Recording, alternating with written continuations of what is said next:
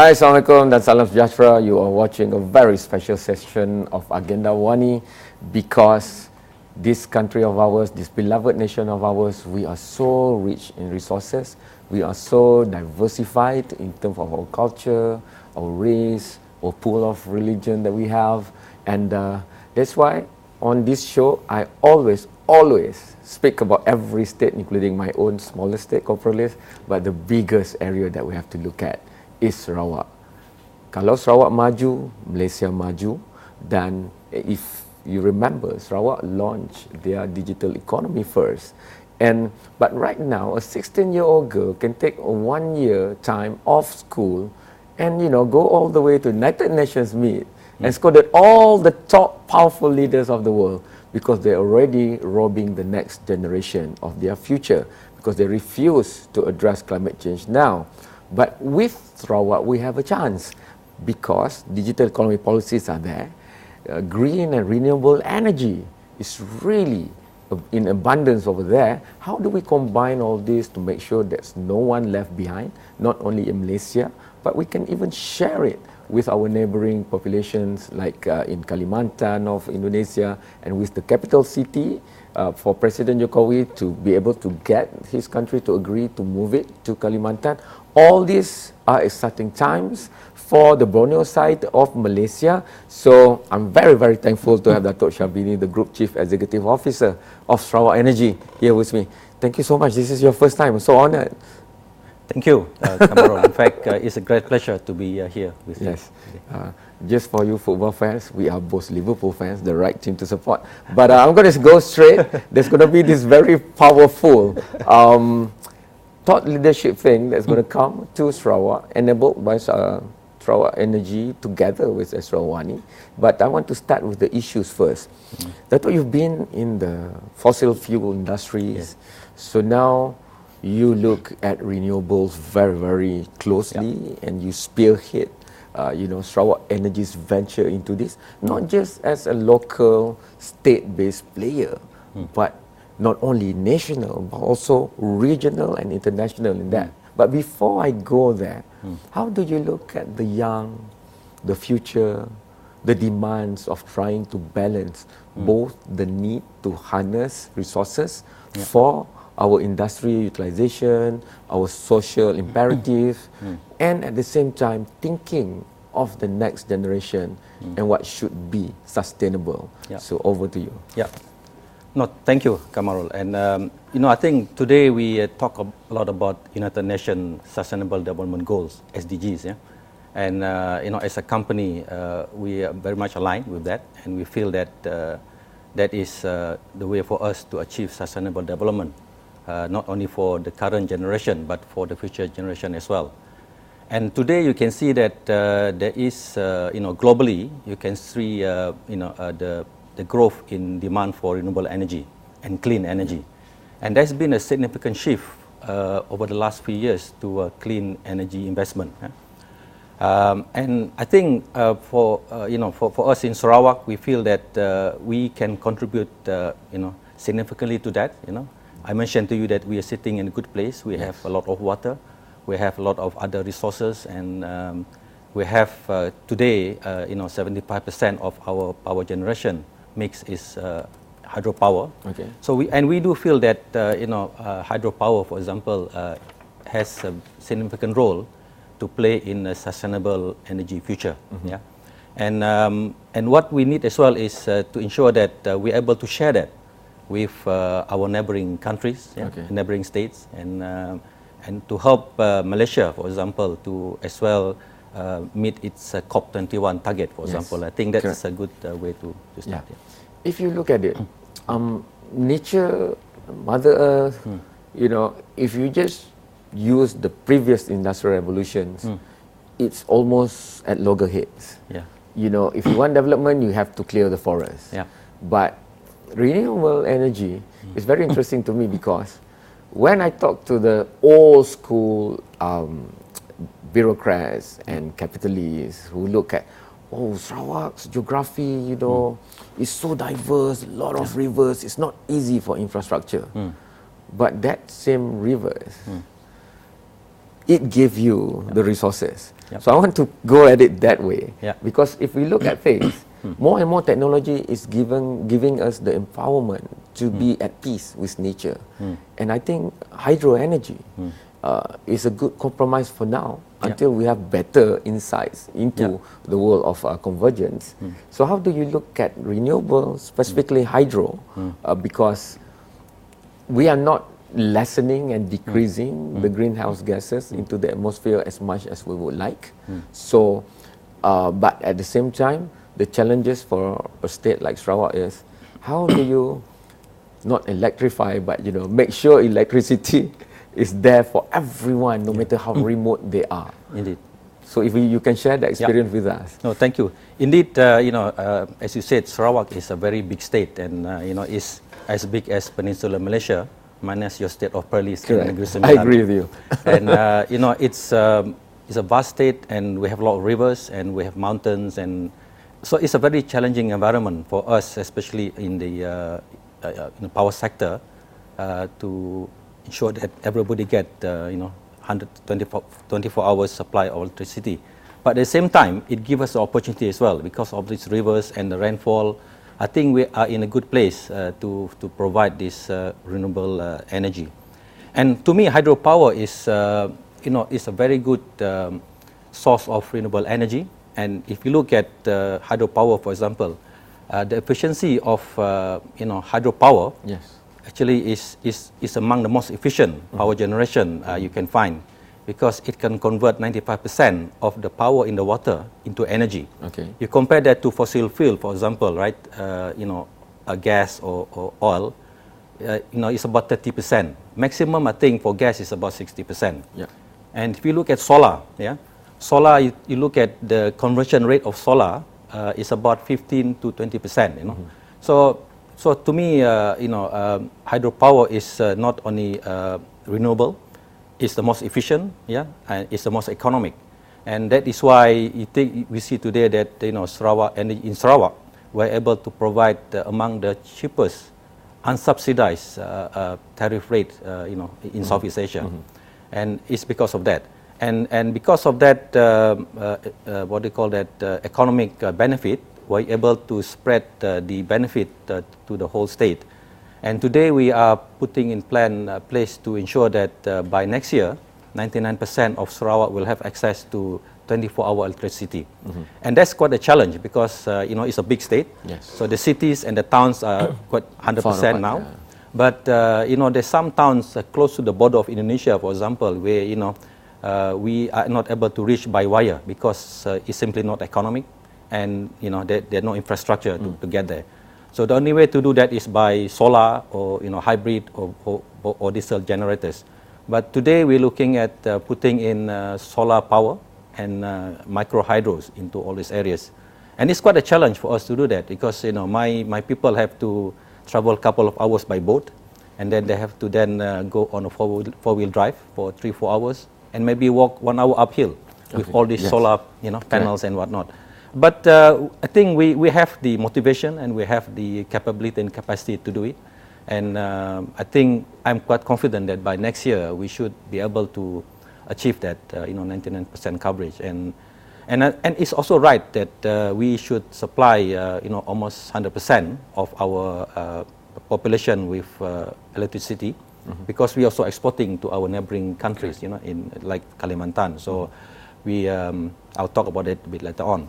And our aim is that before 2025, we want to have 100% coverage of the whole state. I might be wrong, but a lot of layman's perception of the renewable sector is what they can see. And for hydropower, they always see the big construction, moving into green areas. So for me, it's also about governance, because if efficiency is key in terms of the science of it, but how do you make it efficient in terms of the whole supply chain of building, the supply chain of hydropower, for example, and the initial onset of that construction? How do you supersede, in a region so vast, to travel, to reach, to inspect alone is a task. So how do you manage Sarawak Energy to ensure the end-to-end from the very important site inspections and stuff, so that every step of the way, the things you talk about just now about being efficient, about giving back the best value for what we have to do. How do you ensure that? Because even in other sectors, sometimes even the more powerful bureaucrats, they can't ensure that. But Sarawak Energy so far, I'm in the media for ancient time, since ancient times. I've never had a really negative report on Sarawak Energy and the environment. So that's testimony to your leadership. I would like to commend you on that. But we would also like to know the secret of how do you govern such a large area. No, thank you. I work in some of the best companies in the world for 30 years. I was in Royal Dutch Shell for 23 years and Petronas for 6 years. And one of the things that these big companies do is they apply best practices, throughout all the operations and development of their projects. And we're doing the same thing. So we are learning from the best practices from all the big utilities, and we look at all this great hydropower development in Norway and in Canada. Canada, they have been there since the 1800s. And the hydro plant is still operating today, and very efficient. And so we are also a member of the International Hydropower Association. I'm a board member of the London-based association. That's great. And they have this International Hydropower Sustainability Assessment Protocol, which basically talk about how you develop hydropower in a sustainable way. And we also adopt the best practice of ICOL, the International Coalition for Large Dams. And so we follow best practices, and a lot of the processes which we have in Sarawak Energy, we adopted from the oil and gas, like the Shells and the Petronas. So our procurement process, our project development guidelines, and how we do a lot of things upfront. We front load a lot of our projects, so we think upfront rather than go into the project and later on found that actually a lot of things are not right. So there are a lot of front end loading in what we do, and we engage with many stakeholders around the world, UNDP and, as I said, ICOL, IHA. And our people, we go through many of the conferences around the world. In fact, I just came back from Portugal. They have these Hydro 2019 conferences, and my people were presenting about 6 papers there. Actually, you go to these conferences, it's not just about presenting the papers, it's about the networking and the benchmarking. I totally feel you. which is very important, and my people are learning, and they then incorporate that into what they do. And I think that's very important, and it's very motivational to them as well, that they can learn and they can contribute.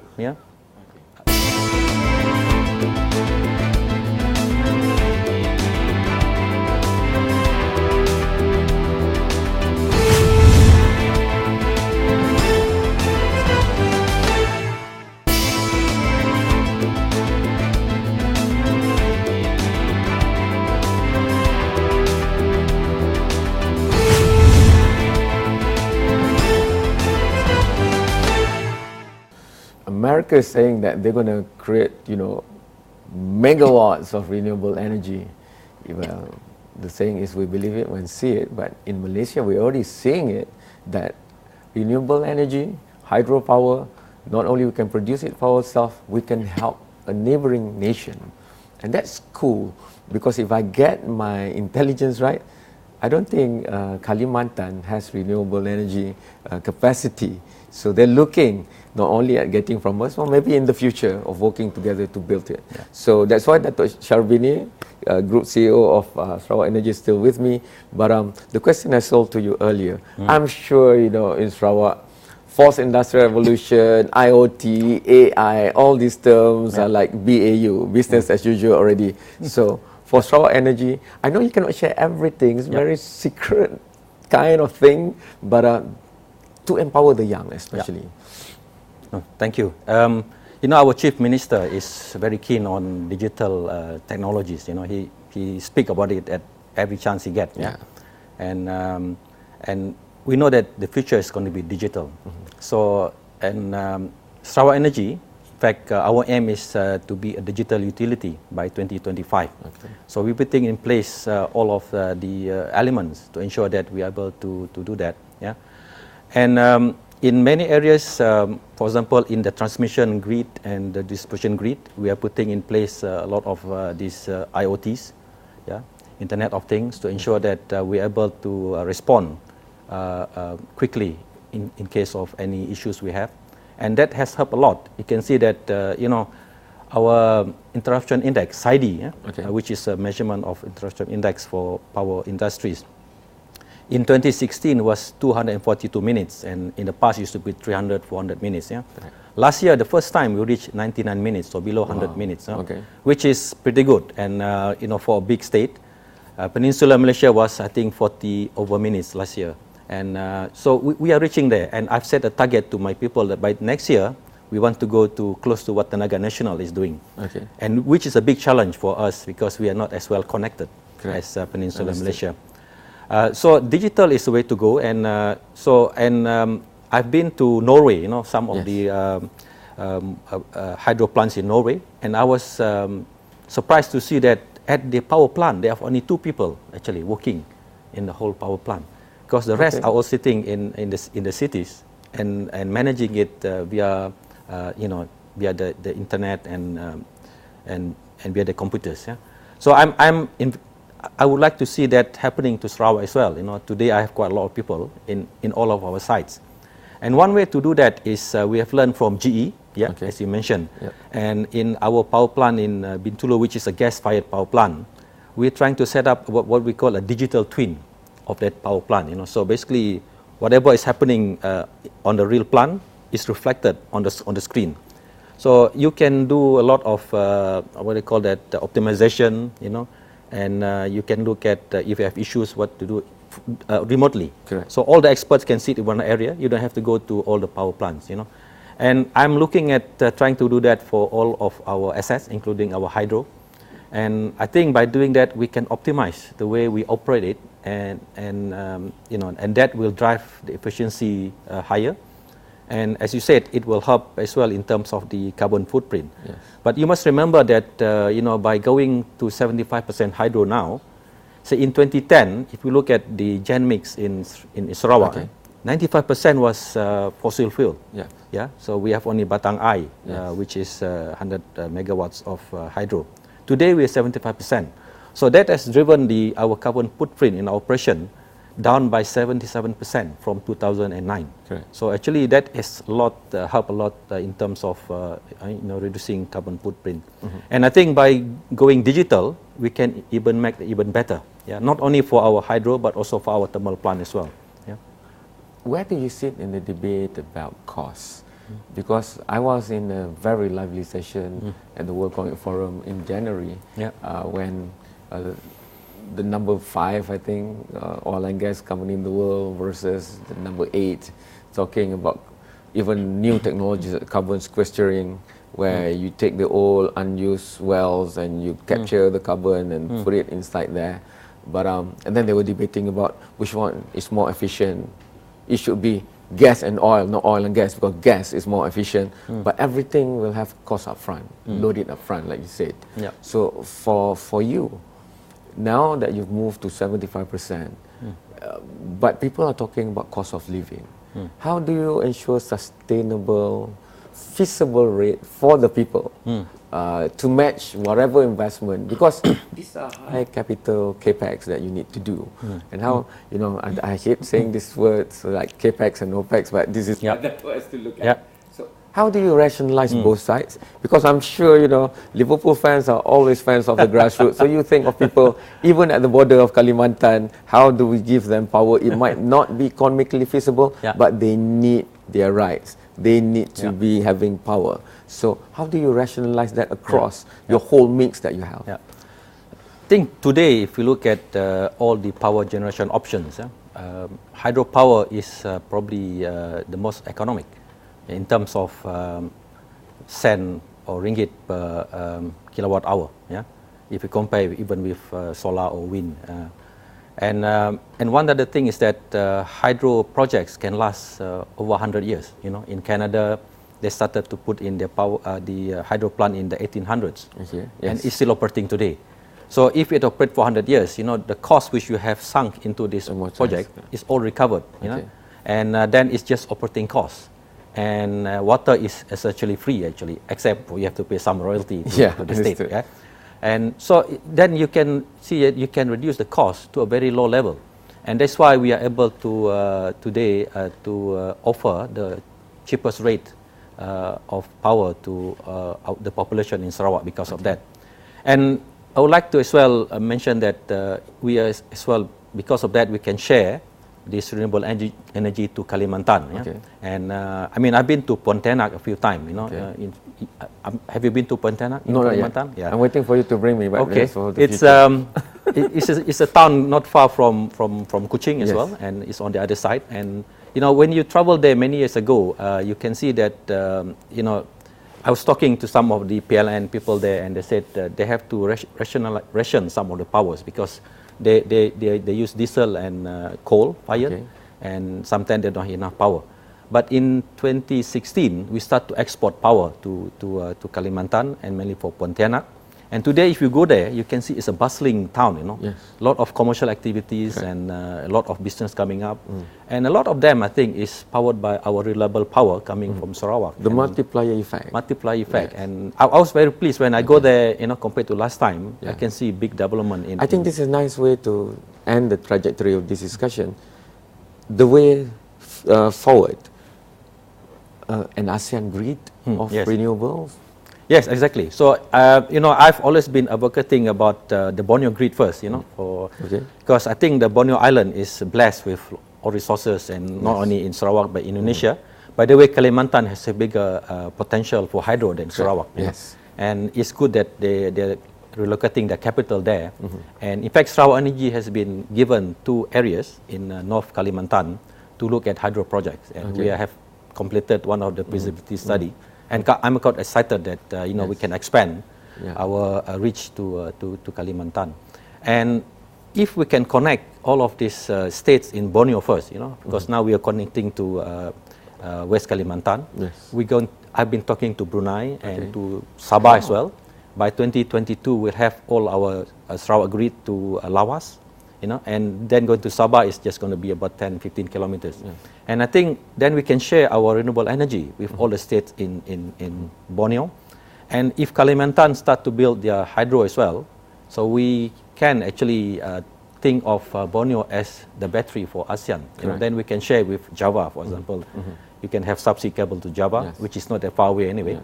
And that's where big population is. We can even put to Peninsular Malaysia, to Philippines for that matter. And so I'm quite excited about the future, and we, Sarawak Energy, want to be the driver of this Borneo grid. Okay. And it's about sharing renewable energy and our resources with our neighboring states. Just to make the audience excited, how receptive are the leaders, the capitalists, the business people in Brunei, in Indonesia, in Kalimantan, all this? Because you're talking about billions of US dollars in a project. Yeah. No, I think our engagement with the Indonesian authorities has been very good, and in fact they are very positive about this because they as well wanted to develop their own power generation and to ensure that their people have 24 hours energy supply, and they want to ensure that they utilizing their resources fully. So they have a lot of coal-fired power plant and diesel, and I think hydro is another one which I think can add to that energy mix. And they have been very receptive on us. And Brunei have been talking to the the Ministry of Energy, very receptive of having a power exchange agreement. In fact, and Sabah, of course, they do have their own issue with power as well. And I think they will benefit. I think both sides will benefit with interconnection. And I'm talking about interconnection. If you look at Europe, for example, right? All the countries are interconnected. And you don't have to have a lot of what they call that reserve margin in each one, because you can share reserve margin. You don't have to build too many power plants. You can share. And I think if we can move towards the European model, that will be very good for us, and not only in Borneo but in Southeast Asia. The Mekong region is also looking at that, sharing across borders. Yeah, so I think the ASEAN grid is something that people have been talking about for many years. It's really doable. it's doable, and we are doing it now in Sarawak, and in Borneo. So power and energy do and does transcend across, divides, geography or otherwise. Yes. Yeah. No, I agree. In fact, it's a common currency for everybody, right? And everybody needs power as well. And you need power to grow, because if you look at the developed countries, the power consumption per capita is much higher than all the undeveloped countries. So if you want to be developed, then you need to move that way. And so power is the one which you need to grow your economy. Yeah. Thank you so much for making time to be here. Thank Datuk you. Suhaili. Thank you for giving us the power to empower ourselves in a very sustainable way. Thank you so much. Thank you very much. Thanks to you for watching. This has been a very special recording of Agenda AWANI, looking at the issue that everyone around the world, not just 16-year-olds who have to take 1 year off, but we in Malaysia are already doing, rather than just calling it, because this is the battery of Southeast Asia, as Datuk has said, and we are going to ensure that we are more and more sustainable as we go forward. Thank you, good night, and see you again.